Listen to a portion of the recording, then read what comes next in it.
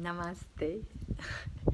Namaste. My name is Uma Dinsmore-Tuli, and I'm sitting in a 10th and 12th century church, Temple Macdug, in Inishmore on the Aran Islands off the west coast of Ireland.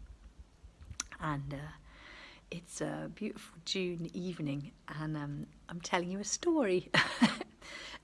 So it's a story about some Celtic yogis. And the Celtic yogi I wanted to speak about was William Butler Yeats.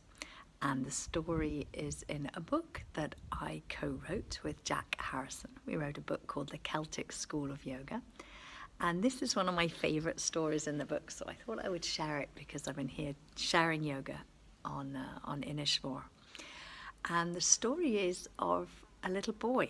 When Yeats was a little boy, his father used to read to him from Walden, on Walden Pond, by Henry David Thoreau. Now, when I found this out, I was really excited because as an 18-year-old, when I first travelled to New England and lived there in Connecticut for a year or so, I discovered Thoreau through a great teacher, my English teacher at the school I was at, Robin Blackburn, and she taught me about Thoreau, and I found Walden Pond and threw myself on the ground by the shores of Walden Pond because I was so inspired by Thoreau.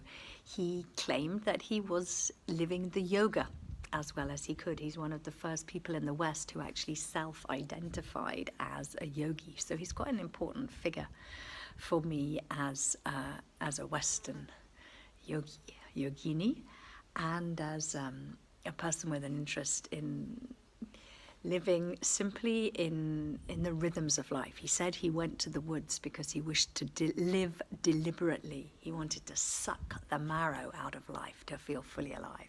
So I was very inspired by Thoreau as a young woman, and I still am. I kind of fell in love with Thoreau when I was about 18, and I still think he's pretty damn cool as a yogi. So when I found out that William Butler Yeats, as a little boy, had been read to by his father loved Thoreau. So his father used to read on Walden Pond to little Willie Yeats, and he became really inspired by it. And even as a teenager, what he wanted to do was to go off to the Lake Isle of Inishfree and to live there like Thoreau. And when he then moved to London in his early 20s, he still harbored this desire, but he became very homesick.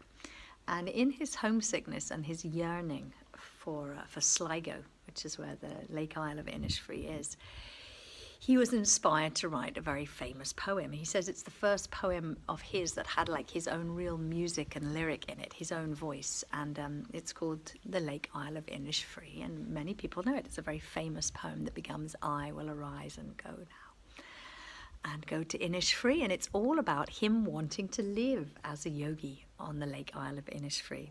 It came to him in London when he was walking down the street and he heard a little fountain.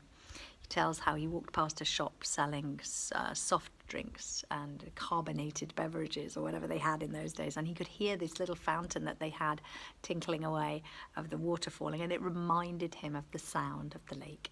And that reminded him of how he really wanted to go and live like a yogi. And he also, from a very young age, had been really fascinated by yoga. And he'd wanted to live like that. They said he was a bit of a nature freak, was Yeats, and he used to sleep with the windows open and want to commune with nature. And even as a young man, he tried to read the Yoga Sutra, and he'd only got hold of like really academic scholarly texts, and they frustrated him. He said he really wanted to hear the voices of the yogis, and it wasn't until he was a much older man that he actually encountered a real live yogi who inspired him. And this real live yogi was Sri Purohit Swami. And Yeats collaborated with him, and it's not so widely known. He did so many amazing things, did Yeats, that many people have forgotten that he had a lifelong interest in Indian philosophy, and he was really fascinated by the Yoga Sutras. And when he found this Swami that he connected with, he worked with him on his translation of the Yoga Sutras and the Mandukya Upanishad, and he really was involved quite late in his life, and he really wanted to go to India. But really, he never got there. He went to Mallorca. instead, one of the Balearic Islands off the south of Spain. And he worked with Purohit Swami to translate the Upanishads, the Mandukya Upanishads and the principal Upanishads there. So the story really is about this amazing connection, and I feel it's like a lineage, a lost lineage of the Celtic Yogis. That's what I'm claiming it as, and I'm glad to have found these guys, because I'm not really interested so much in the other lineages, people who set up hierarchies and schools and, global corporate kind of franchises of yoga. It doesn't interest me in the least, but the poets, they interest me. So this is like a poetic lineage of amazing guys. So it's Yeats inspired by Thoreau, and living in that way that was really deeply moving, and to me, and it feels like that connects in with Yeats' lifelong fascination with the Upanishads. And there you go, two great yogis, and this Celtic lineage brings Yeats and Thoreau together. That is the sound of a helicopter. The helicopter is powered by Red Bull. Literally, it's financed by Red Bull, who are about to do a massive diving competition just kind of over there on the cliffs. So they're putting up a massive diving platform. Anyway, and that's the end of my story, really, because it gets a little bit noisy with the helicopter here as they're airlifting kit into the edge of the cliff. But I wanted to just leave you with this sense that we have, if you want it, we have this beautiful poetic link between the great poet laureate, the great Celtic poet Yeats, his lifelong fascination with Indian philosophy, his boyhood delight with Thoreau, who himself was a yogi, and Thoreau had been inspired by Emerson to connect with the Mahabharata and the Upanishads and all these Indian texts and the Bhagavad Gita. Big helicopter there. It's kind of crazy on this tiny island, is this?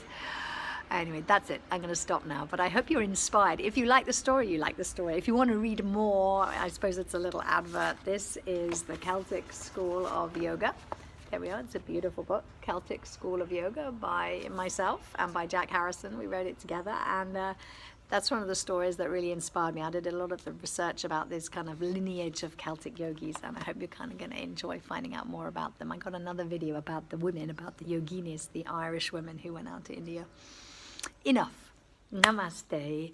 And enjoy discovering your connection to what we find when we come home. It's like for India, we have to go far away, but when we come home to ourselves, and this is my maternal homeland here in Ireland, and I'm glad that there are yogis like Yeats and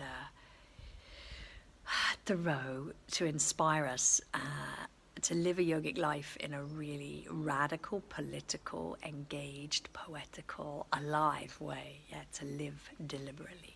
Okay, namaste. Thank you for listening. Bye-bye.